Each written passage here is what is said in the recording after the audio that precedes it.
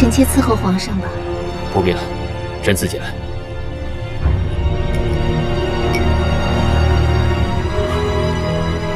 味道如何？臣妾被禁多年，手艺也生疏了，不知道还合不合皇上的胃口。很好，有劳你了。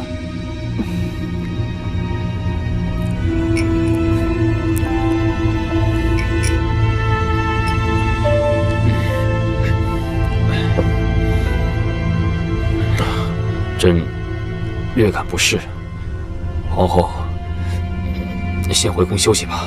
皇上，你怎么了？哪里不舒服？要不臣妾扶你回房休息吧。不用了，你先回去休息吧。邱公公在。皇上略有不适，你快去传太医来。这还不快去？是。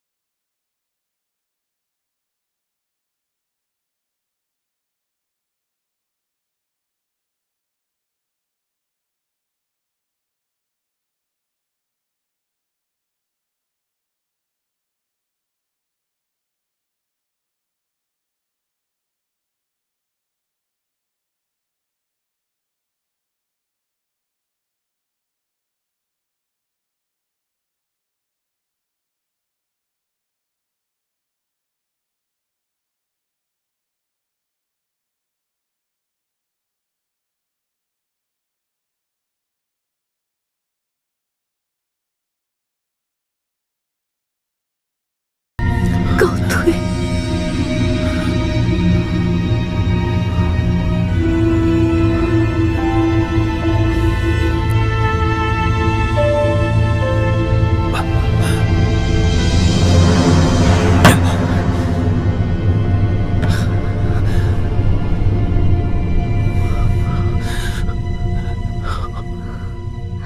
娘娘，都是我的错，不管娘娘怎么惩罚我，我都心甘情愿承受。起来吧。谢娘娘。你何错之有呢？错的是我，以为这样就能获得皇上的垂怜。娘娘，不可太过伤心。此计不成，咱们再找下次机会嘛。不会了，不会再有机会了。皇上现在心里只有尹清柔，不会再有我的位置了。又是那个尹清柔，皇上对她果然不死心。昨日，我听说尹清柔那边已经有了消息，皇上不日就会接她回来。恐怕什么？这尹清柔诡计多端，手段厉害，恐怕她会向皇上要后宫之主一位啊！到时候，他敢！不瞒娘娘，这个尹清柔的底细，我知道的一清二楚。她分明就是个妖女。娘娘，你还记不记得当时瘟疫的事？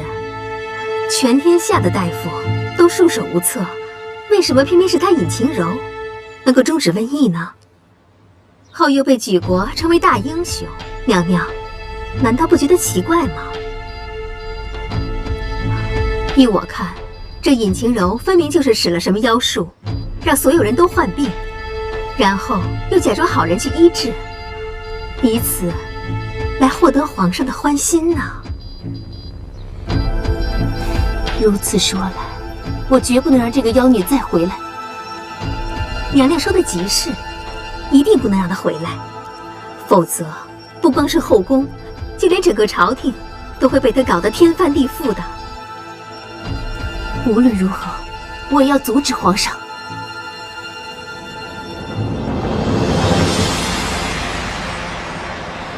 皇上，今日这天气晴朗，您看这宫里的百花都盛开了。参见皇上。跑什么呀？慌慌张张的，不知道这皇宫里头不能乱跑吗？真是一点规矩都不懂。还请皇上恕罪，是皇后娘娘刚刚在御花园不慎扭伤了脚，奴婢是着急去传太医，才不小心冲撞了皇上，还请皇上恕罪。她扭伤了脚，有大碍吗？皇上，要不要去看望一下？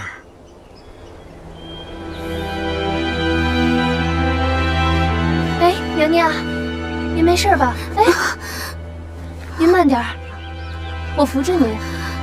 哎，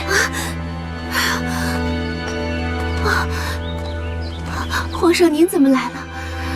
臣妾不是扭伤了脚，不能亲自迎接皇上，还请皇上恕罪。不必了，你的脚可有大碍？并无大碍，待臣妾回去休养几日便可。谢皇上挂念。倒是今日风和日丽，是个赏花的好日子，臣妾想要看一看。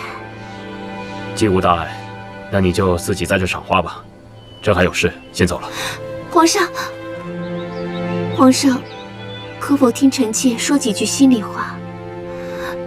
不然，臣妾必会日不能安。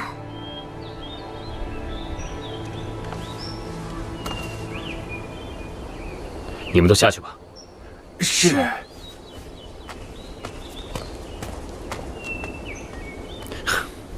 你说吧。皇上，你还记得我们第一次相见时的情景吗？我可是历历在目。我自小认识你以来，心里便已有所属。此生非皇上不嫁，可是没想到家世不幸犯案，才不得不与皇上分开。在那暗无天日的日子里，我也曾多次想就此了却一生，可是每想到与皇上相识相知的曾经，就一次次放弃了。因为我想要再次见到皇上，想一直留在皇上身边。没想到姻缘命好，居然能有幸再次见到皇上。皇上也不嫌弃我，还立我为后。可是当我知道皇上的心中早已另有所属后，隐约发现自己不管如何努力，也永远得不到皇上的心。其他名利富贵，我真的毫不在乎，我只想成为皇上的人。难道我这样的想法有错吗？依云，是我辜负了你，可我已心有所属了。也许这就是命中注定吧。因为我曾答应过你，一定会娶你为妻，所以我便把这皇后之位给了你。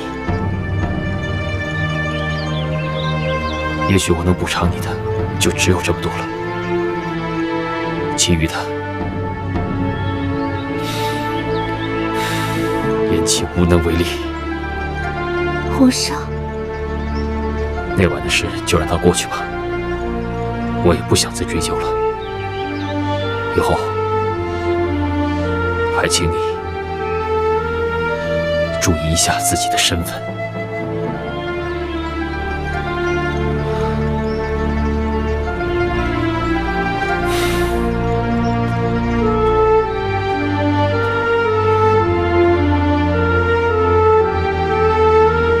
颜启柔，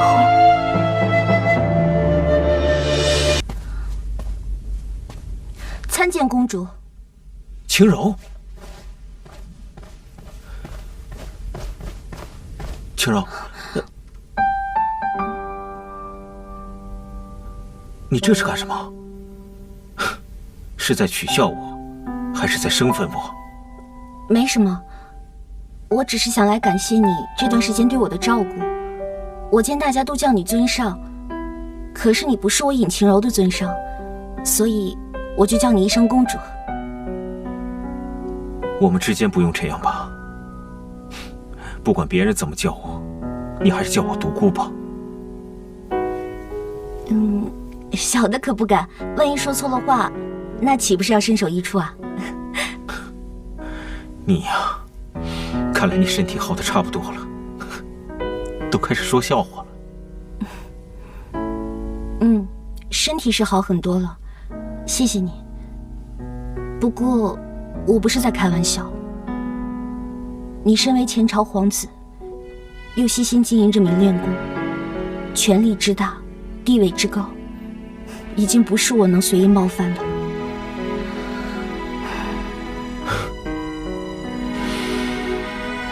在外人看来，我独孤拥有着华丽的外表，可有多少人能知道，在华丽外表之后，有多少心酸呢？当年国破家亡，祖母带着我父亲浪迹天涯，天下之大，却没有一个他们容身的地方。堂堂皇后之尊，却要与下人一样，洗衣做饭，每天干着粗活累活。直到我继承了复国使命的那一刻，我们独孤氏的财力才慢慢有所好转。可是为了复国，我从小就开始勤练武功，还要学习拳术之道。每日活着的理由，除了复国还是复国。我的心也变得像这地宫一样阴冷灰暗，从来没有体会过什么才是真正的快乐。可是，就在那日我遇到你，当我看见你肆无忌惮笑的时候，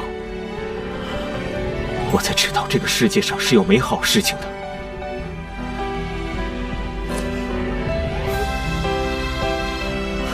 那天起，我才感受到真正的快乐。可我是个不祥之人，跟我在一起不会有好结果的。我独孤不管，只要你愿意，我可以什么都不要，我可以放弃一切，只愿和你浪迹天涯，相濡以沫。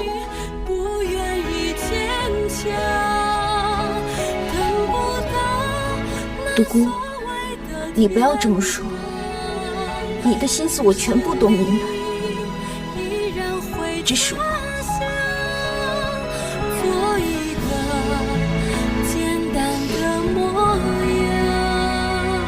好，没事的，晴柔，我会等你，等你心里有我的时候，我们再一起走。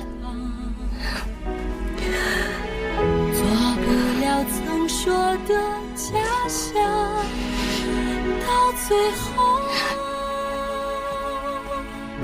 散场。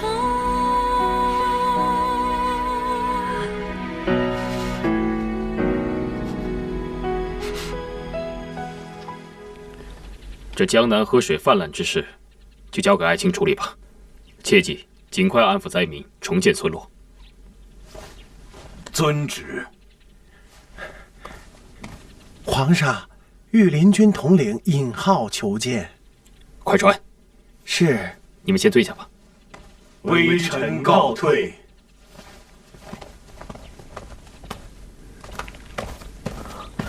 皇上，如何？有消息了吗？臣多日打探，不负皇上厚望，已有消息。快说。确实有人看见青柔姑娘往东边方向去了，据说是名山方向。名山？而且什么呀？独孤远也恰巧一起失踪了。我怀疑，莫不是独孤远劫走了青柔吧？你怀疑独孤远？不错，很有这个可能。名山、独孤远、青柔，这其中会有什么玄妙啊？尹浩，你继续打探，务必得出准确的消息。是，微臣告退。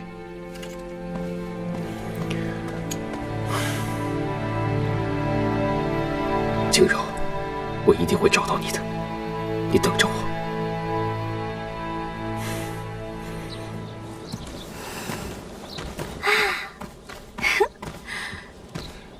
这里的空气可真好啊！像在我们家乡那边啊，想要呼吸到这么新鲜的空气，那可真是不容易。如果你愿意，你可以一直住在这里。这几天我想了很多，虽然你欺骗我在先，但你也有你的难言之隐，而且你3番5次的救了我。你要是答应以后不再去做害人的事情，我就答应你一直留在这。你真的愿意一直在这里陪着我，永远都不离开这里吗？因为经历了这么多，我发现我更需要的是平平安安、简简单单的生活。这里挺适合我的，所以，独孤，我希望我们现在只做普通的朋友，就像以前那样，轻轻松松、快快乐乐的，好吗？好，青柔，只要你愿意留下，我一定会让你开心的。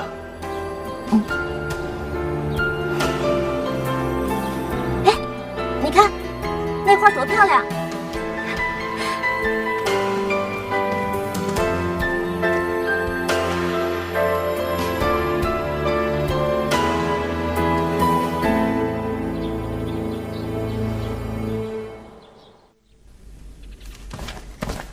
皇上，孔双双有事要报。不见。可他说好像是晴柔姑娘有音讯了。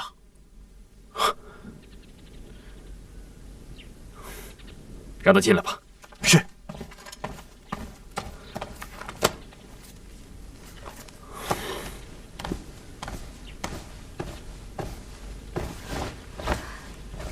民女参见皇上。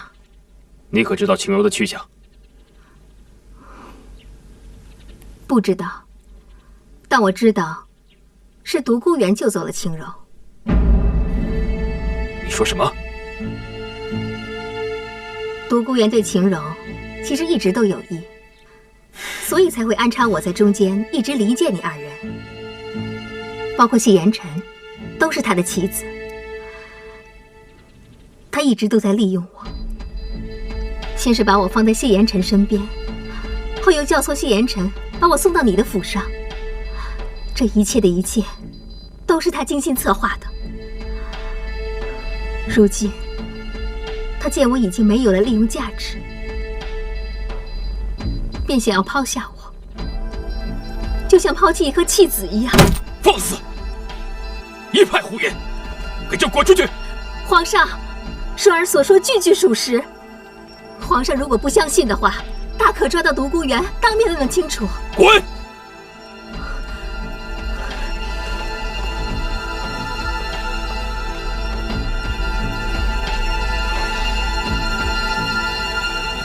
元。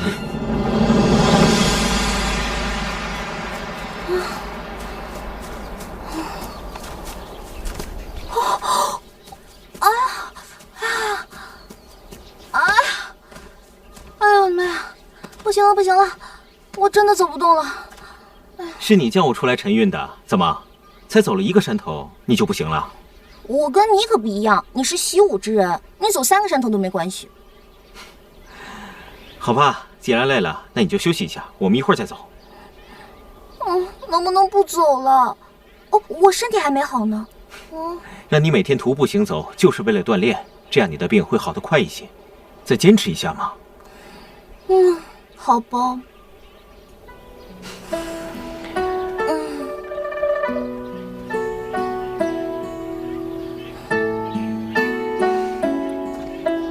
我把药材都放在这个镯子里面，只要你每天带着它，身体一定会好得快一些的。药材还能放进镯子里？第一次听说哎。这可是我们明炼宫的独门绝技。那你们明炼宫的绝技还挺奇葩啊。奇葩？奇特，口误。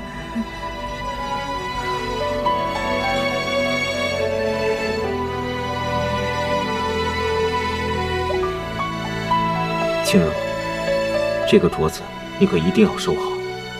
只要你带着它，就能让明炼宫所有人都听你的号令，他们拼了性命都会保你周全。就算将来我有什么意外，你都可以随时号令明炼宫上下。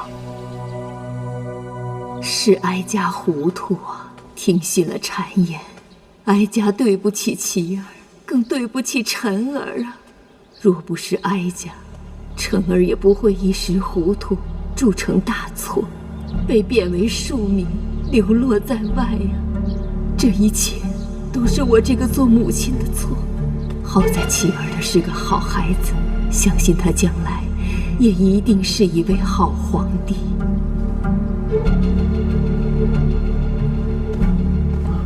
皇上，查到了，在哪儿？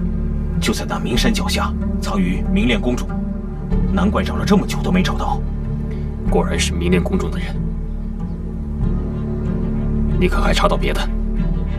回皇上，明炼宫虽然是近些年才在江湖上崛起，但是实力不俗，尤其是明炼宫的宫主，据说她的武功高强，神出鬼没。这么多年来都没有人见过她的真实面目。倘若真是那独孤元劫走了青柔，那他就是明炼宫中的人。可还不止，明炼宫宫主平日喜欢吹箫，一支玉箫能摄人心魄。你的意思是说，这独孤元就是明炼宫的宫主？是。好你个独孤元呐！藏匿于朕身边多年，朕却毫无察觉。究竟意欲何为？皇上可还记得独孤元曾和你说过他的身世？朕还记得，他说他一家人被奸人所害，只有他一个人活了下来。莫非朕就是他的仇人？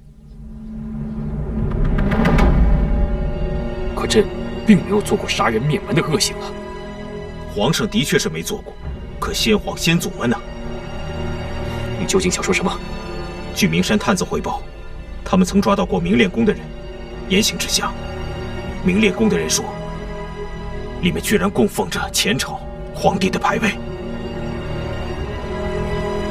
朕明白了，难怪这独孤元与朕之间总有一种说不出的疏离感。原来这独孤元从一开始就是为了复国而来。这么多年，我视他为兄弟，为知己，却万万没有想到，他无时无刻不想取皇上的性命，夺走江山社稷。照此说来，皇上已经知道明炼宫的位置了。不错，如果此次皇上决定攻打明炼宫，我想请命去做先锋。不妥，我觉得此时不是攻打明炼宫的时候。皇上刚登基不久，先应该稳住朝纲，而并非大兴武力。如果为了区区一个江湖门派而动用了大量兵力，必将会引起满朝文武的不满。四王爷虽然说的有理，但是恐怕皇上是非拿下不可。我知道，三嫂至今生死未卜，难免皇兄会急于攻打。其实我也想早点找到他，但是三哥已经登基，有些事情也是身不由己，他不能再像以前那样不顾后果的意气用事了。四王爷不必过于担心，皇上他自有分寸。其他事情我不担心，可是事情一落到秦柔身上，他就没有什么理智可言了。说来也是，你我一定要阻止皇上，到时候我一定要去当先锋。但愿我能劝得住吧。在花别旧山丘，窗前明月独坐。不会说，再不说，眼泪划过而我。你不再为我，我不再难过，就这样结果。也许只是眼角无意的一瞥，就注定了你我。那雨一直滂沱，无言雨水滴落，思念对谁说？也许只是眼角无意的一瞥，就注定了寂寞。就算你远走，我还站在原地，傻傻的等候。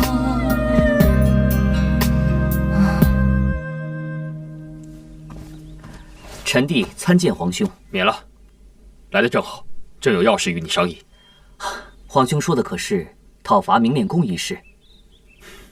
你都知道了。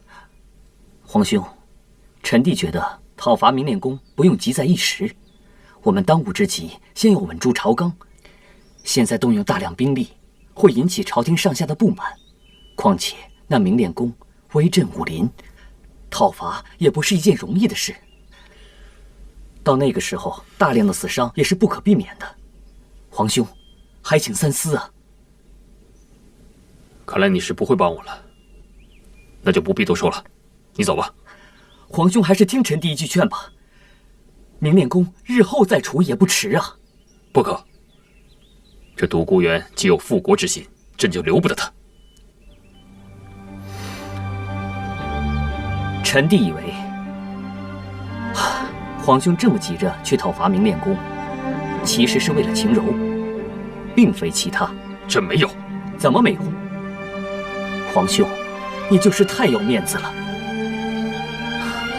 你害怕收给了独孤元，就失去了尊严。住口！我看你是太过放肆了。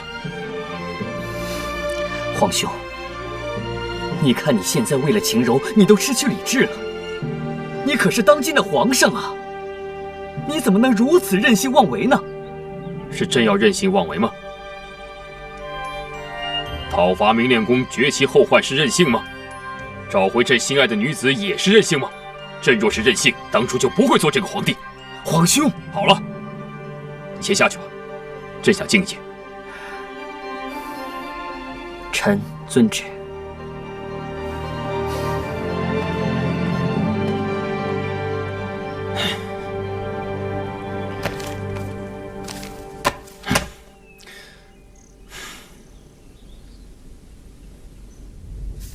一个丁老头欠我2鸡蛋，他说3天还，我说4天还，绕了一大圈儿。你来啦！你快看我画的画。你画的，这是你祖父吗？不是啦，这是丁老头。哎，你过来坐下，我来教你画，特别简单。丁老头。一个丁老头欠我2鸡蛋，我说3天还，他说4天还，绕了一大圈儿，买了3根韭菜，花了3毛3。简单粗暴吧？青柔，其实我想问你，这段时间以来我对你怎么样，你也很清楚。现在你的心里能容下我吗？独孤，你现在能不能不要问这个问题啊？如果回到最初我们刚认识的时候，你还会选择谢言齐吗？独孤，你今天怎么这么奇怪，净问一些不可能的事儿啊？世界上有钱也买不到的就是后悔药了。如果我能选择的话，我选择我从没来过这里。青柔，你今天为什么不戴镯子？哦，我洗澡的时候把它摘下来了，怕坏了。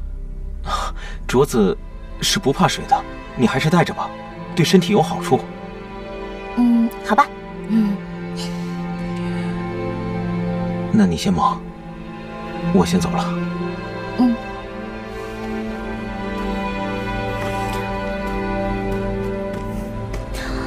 世界还真奇妙啊，镯子还能治病。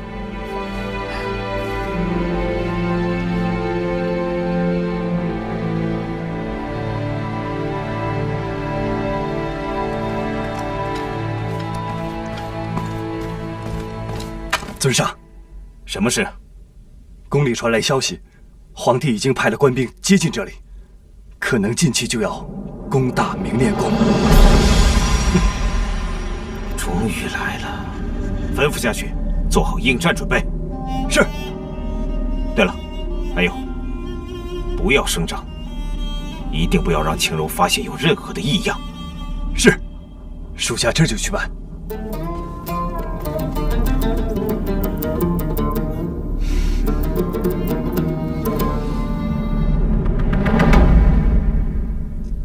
皇上，是不是有什么心事？近日，四弟来找过朕，劝朕不要讨伐明炼宫。其实我也知道，他这是为了江山社稷的稳固着想。那皇上是答应了？朕没有，但是他的话不是没有道理的。皇上，明炼宫是非伐不可的。若不趁早除掉，倘若日后他逐渐壮大了，若想再去讨伐，那可是难上加难了。可是朕也不能不顾朝臣的反对，一意孤行啊！皇上，留明炼宫必定后患无穷啊！若朝臣执意反对，臣妾愿以一己之力保我江山稳固。臣妾可以以死明志啊！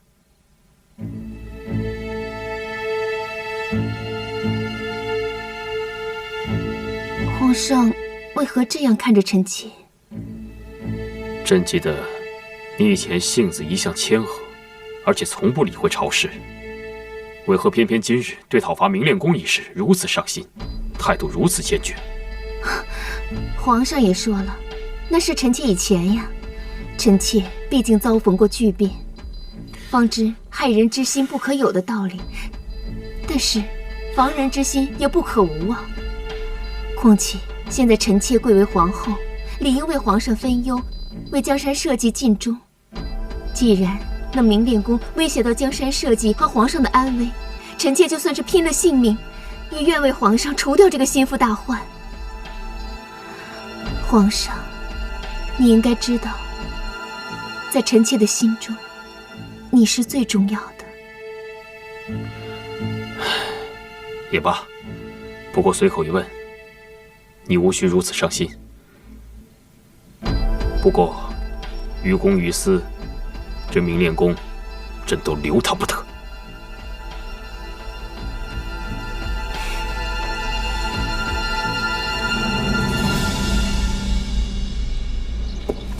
吁！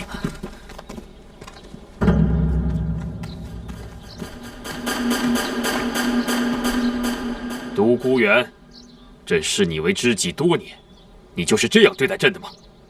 哼，谢延启，这就是你我的宿命。既然这样，我也不会手下留情。今日我们就来做个了断吧。哼，好啊，我也正想会会你呢。你们都听着，今日是我与独孤远二人之间的事，没有我的命令，谁也不许出手。皇上，这是圣旨。是，臣遵旨。你们也都听好了，今天我要是死在他的剑下，我明炼宫从此绝迹江湖。你们保护好尹姑娘。是。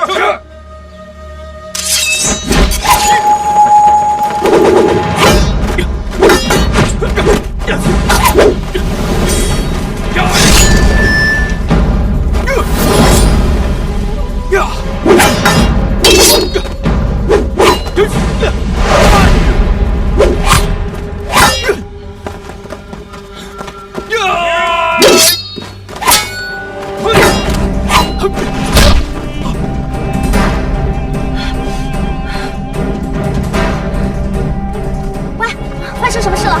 朝廷配围剿，皇帝意下亲征，姑娘你快回去吧。皇上来了，那独孤元呢？尊上已在外迎战多时，他们也打了好几十个回合了。哎呀！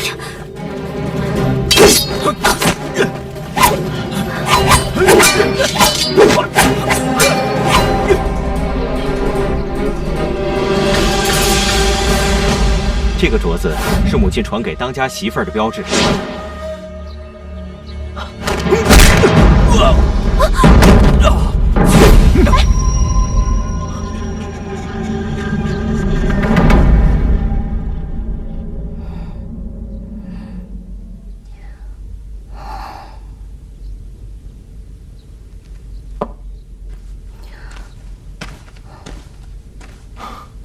身体好些了吗？好些了。你打算如何处置他？你觉得我应该如何处置他？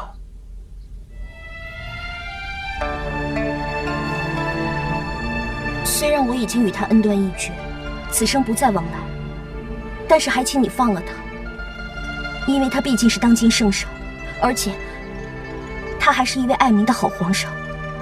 倘若你杀了他，那就是冒天下之大不韪。就算有朝一日你当上了皇上，那天下的百姓也不会被你折服。到那时，你的江山还是坐不稳啊！你是在关心我吗？当然是。我知道，你是怕我跟他旧情复燃。你放心，你若放他走，我定会留在明炼宫，此生不再与他相见。此话当真？当真。我发誓，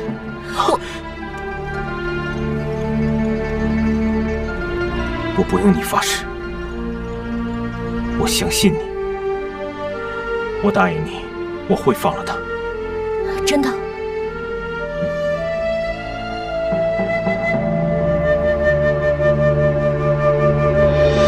昨夜地龙翻身，众爱卿也都知道了吧？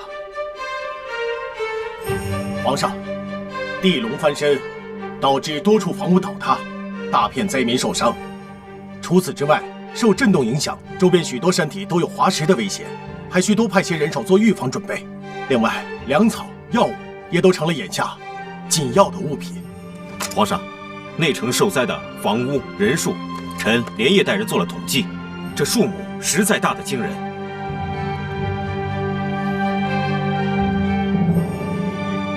户部尚书何在？臣在。国库之中还有多少银两可供调用？启禀皇上，国库虽不致空虚，但边关军队饷银发放在即，西北也有旱情，臣也颇为踌躇。命皇宫上下除太后以外，其他所有开销通通减半。若有商贾愿意低于市价出售粮食，那朕就不妨送他一副半丈长的锦服，以表荣耀。这商贾之中捐款捐物前3者，朕要设宴御花园，亲自召见他们，给他们一次面圣的机会。众爱卿，意下如何？皇上圣明。青柔，你的方法果然好。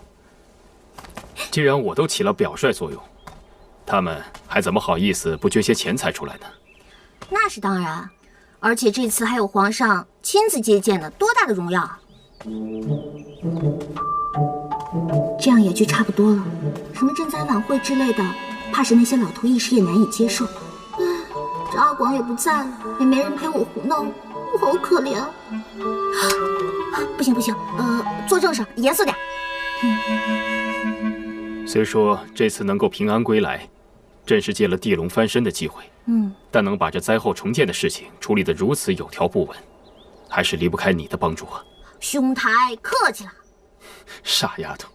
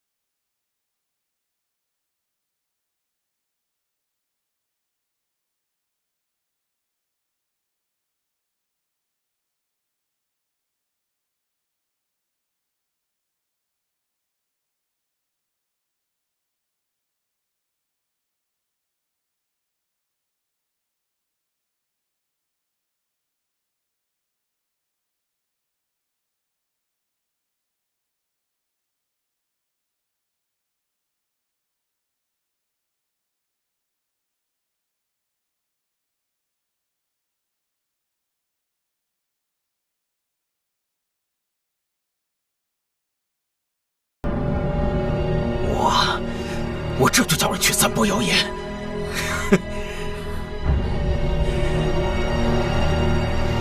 到时候物价上涨，我看他谢延齐该怎么办。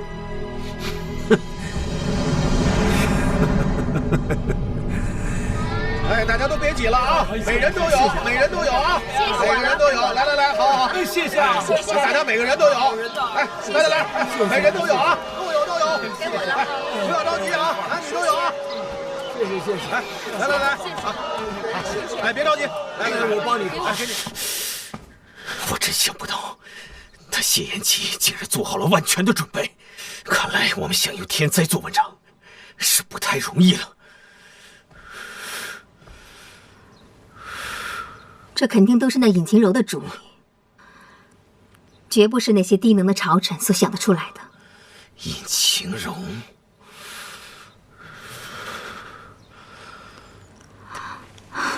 当下虽然他们可以不在乎谣言，但他们总不能不在乎谢延齐的性命吧？要我看来，紧要关头，那半颗解药就是我们最后的救命稻草。没错，容我再想想其他的办法。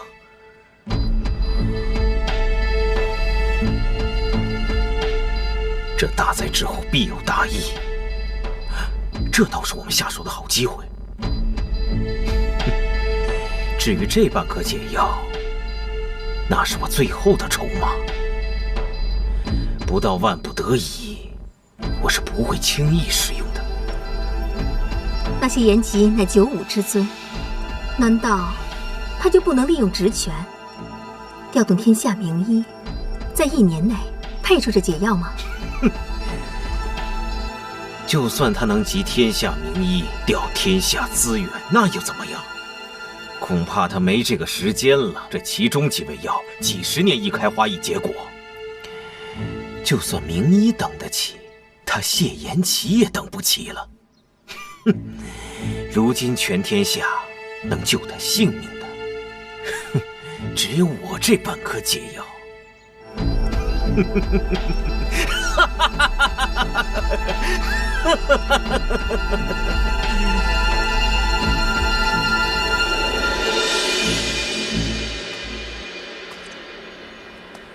民女参见皇上。你的胆量倒真的不小，竟然还敢进宫。我来是想跟皇上谈一笔买卖。买卖？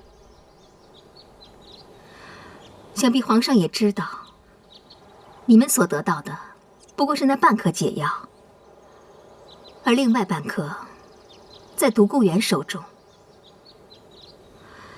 自从地龙翻身以后，他独孤远的人力财力都已损失大半，如今也只相信我一个人，所以也只有我才能偷出那解药来。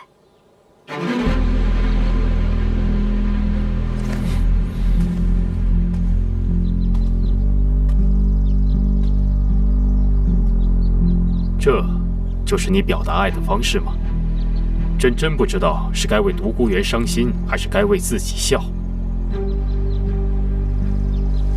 既然这样，你不妨说说交换的条件是什么？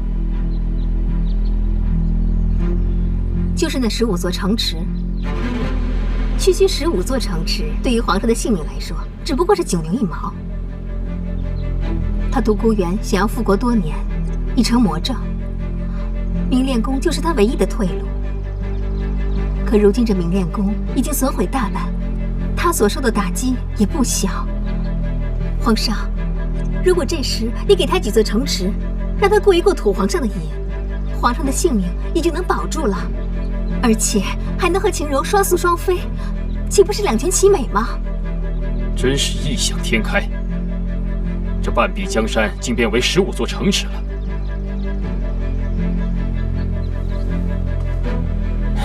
想法虽然天真，但你对独孤园也可谓是痴心一片了。想不到你如此自私寡情之人，竟然也会对他不离不弃，如此为他着想。不过妙手难医命中之人，佛陀难渡无缘众生。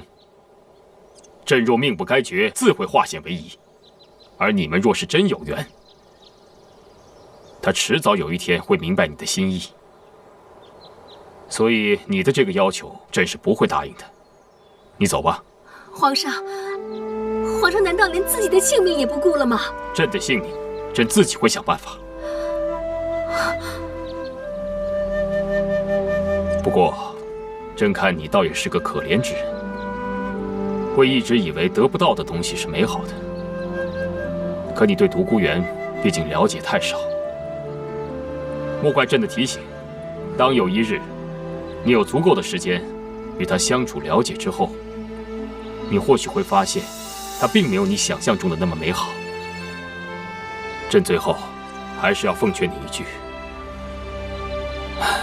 好自为之吧。皇上，皇上，请您考虑考虑。皇上，走，皇上，快走，皇上。皇上，近日城郊多地突发疫情，得病者浑身发热，并伴有伤风的症状。轻者需要卧床静养，重者则性命堪忧啊！此病传染特别迅速，一人得病传染一户，一户得病传染一村呐！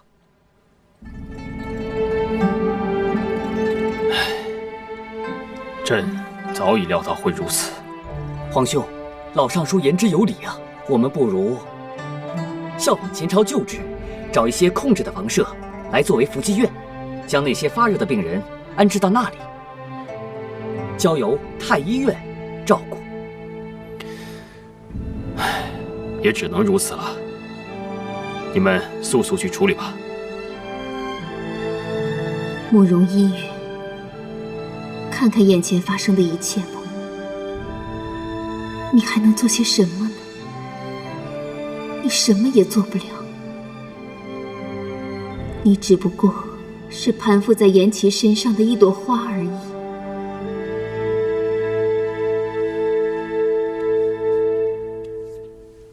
来人呐，在。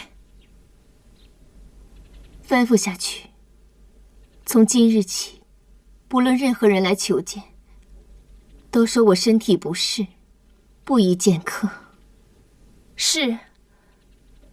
那皇上呢？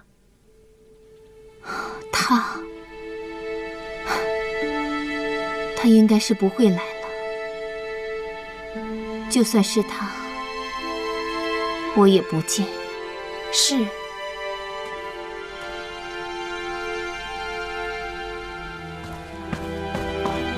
皇兄，何事如此匆忙？坊间出现了一件事情，我觉得尽快禀报你才是。讲。数日前，坊间出现了一群奇怪的道人，他们替那些患发热症死去的病人在家里开坛做法，送去符水，并且还不收钱。他们说什么万物皆为生灵，说他们这么做是为了行善积德。臣弟觉得此事蹊跷，所以前来禀报。送去的不是急需品，而是几碗符水，而且还不收银两。正是，这件事臣弟也觉得奇怪。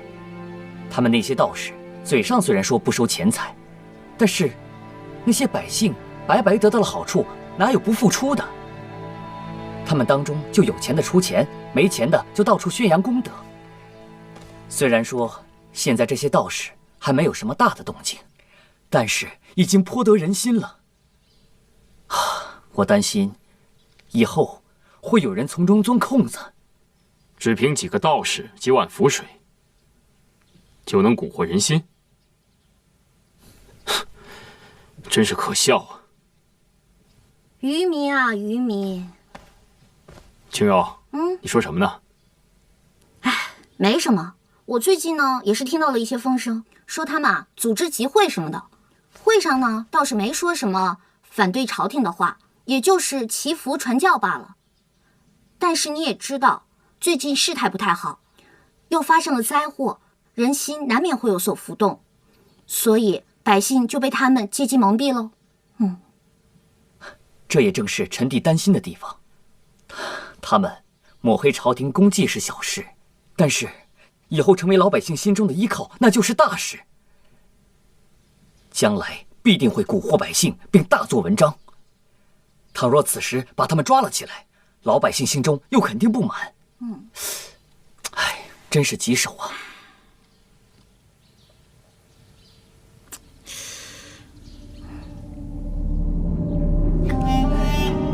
这些日子就辛苦诸位道长了。为国分忧，为民祈福，我们只是替天行道而已，何谈辛苦啊？道长大仁大义，在下很是佩服。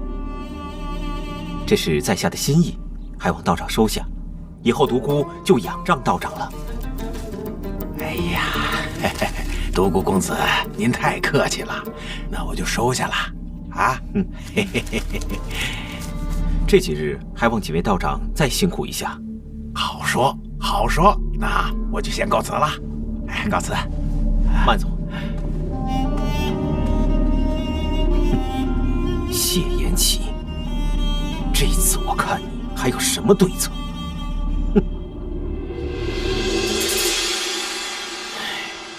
这些人既然能打着替天行道的招牌，干着心术不正的事，那就休怪朕不客气了。我倒要看看，这老天到底是不是他们的亲爹娘。四弟，传我的旨意下去，将这些道士们都分散开，分别安置在我们的福济院中，让他们去施法祈福，每日与病患们同吃同住，让这些病患们也感受一下天恩浩荡。至于这些药物，还是要照常送去的，正好可以让太医们都回来歇上一些。想必这些道士们也一定是照顾病人的好手吧？啊？这也太狠毒了些。要我说啊，早就应该让他们尝尝被传染的滋味了。谁让他们总欺骗那些善良的老百姓们？冰块脸，不得不说，你此计呢，虽然有些腹黑，但确实称得上是有勇有谋啊。而且啊，你只要用心，肯定会是一个好皇上的。今日一计，实在是够。那是当然。冰块脸，冰块脸。冰块脸，你别吓我！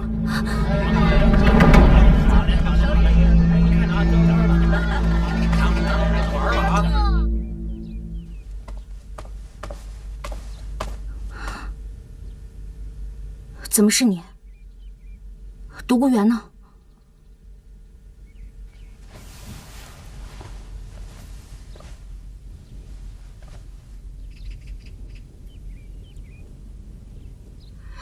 你来找独孤园，为什么？我本来不想跟你说什么的，可到了现在，我也不怕说给你听。贤齐的毒已经毒发多次了，太医说只会越来越严重，接下来就是大器将至。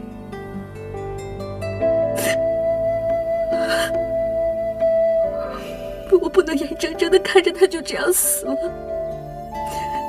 所以我要来找独孤园，就是用我自己来换那半颗解药。谢安琪为我牺牲那么多，我不能就这么看着他死了。你凭什么就认为我会让你见独孤园？若是他见到你，那我又该怎么办？虽然以前我瞧不起你，但是我现在真的很羡慕你。这个世界上还有什么事情比你爱的人能回应你的喜欢更让人幸福的？在那个世界，我是赢家。在这个世界，我是彻头彻尾的输家。易清柔，最后还是你赢了。双双，我从来都没有这么想过。虽然我不喜欢你，包括到现在我都对你喜欢不起来。但是喜欢一个人没有错，你对不起很多人，但你对得起独孤园，对得起你自己的心。你也欺骗过很多人，但你从来没有欺骗过自己的内心。双双，经历了这么多，你依然对他不离不弃。你真的让我对你刮目相看。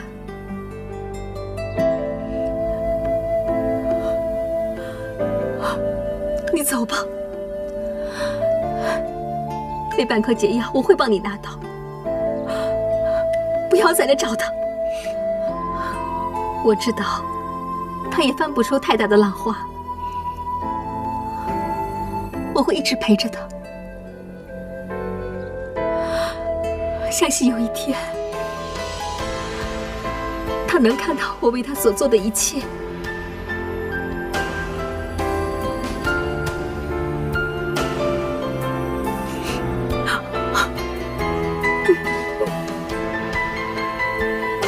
想不到有朝一日，他孔双双也会为了一个男人陷到尘埃里。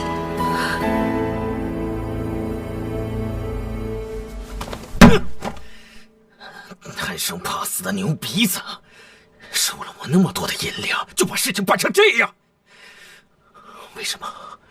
为什么啊？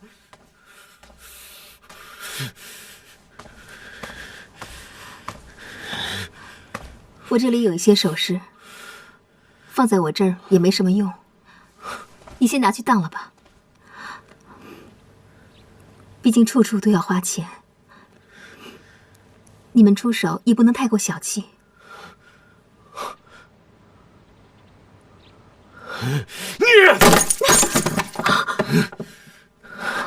我独孤远什么时候要靠一个女人典当首饰来过日子啊？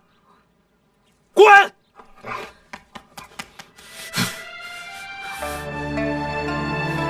独孤，你别灰心，这次不行，咱们还有下次。留得青山在，不怕没柴烧啊。这点挫折不算什么，等有朝一日，你成了大事，常贝还给我便是。对，我要成大事，我要成大事，我要复国，我要复国。